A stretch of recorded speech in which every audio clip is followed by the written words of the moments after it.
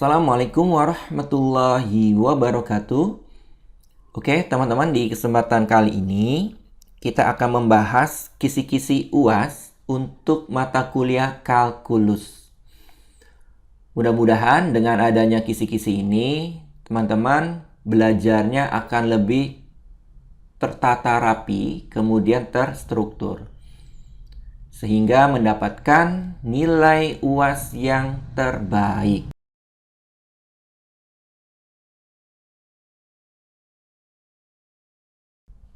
Kita mulai dari yang pertama, ketentuan ujian.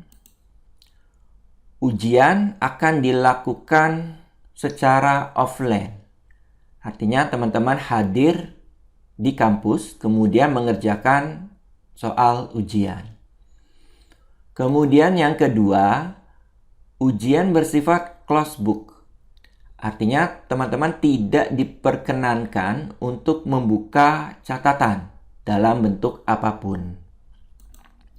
Kemudian yang ketiga, tidak diperkenankan menggunakan alat bantu hitung. Oke ya teman-teman.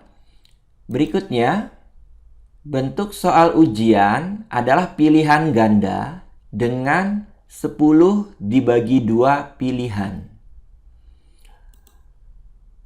Terdiri dari 5 kuadrat soal, di mana 7 ditambah 8 soal kategori mudah. Kemudian 1 ditambah 2 kali 2 soal kategori sedang. Kemudian 10 dibagi 2 soal kategori sukar. Kemudian waktu ujiannya hanya 90 menit. Nah, nanti teman-teman jangan terpaku pada satu soal, tetapi kalau mengalami kendala di satu soal, silakan teman-teman lanjutkan saja dulu karena waktunya terbatas. Oke, berikutnya materi ujian. Yang pertama berkaitan dengan limit tak hingga. Silahkan teman-teman pahami berkaitan dengan konsep limit tak hingga.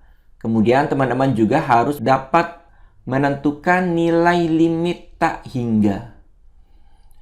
Selanjutnya, limit tak tentu. Silahkan teman-teman pahami konsep limit tak tentu. Kemudian teman-teman juga harus dapat menentukan nilai limit tak tentu. Selanjutnya, turunan. Teman-teman harus paham berkaitan dengan aturan dasar turunan. Seperti aturan perkalian, pembagian, dan lain sebagainya. Nah, bentuk fungsinya bisa berupa fungsi aljabar ataupun fungsi trigonometri. Kemudian berikutnya, aturan rantai. Teman-teman harus pahami apa itu definisi dari turunan dengan menggunakan aturan rantai.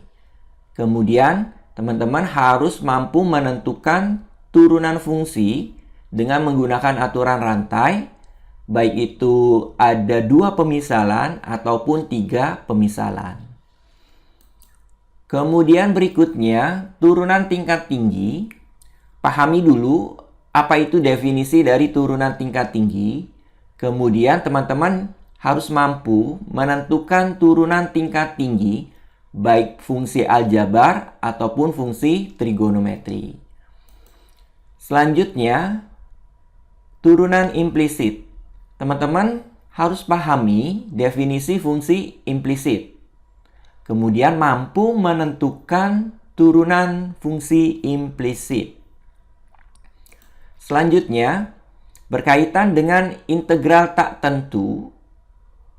Yang pertama, teman-teman harus paham formula dasar integral. Cara-cara menentukan integral dengan rumus dasar. Kemudian, teman-teman juga harus mampu menentukan integral tak tentu menggunakan metode pemisalan atau substitusi.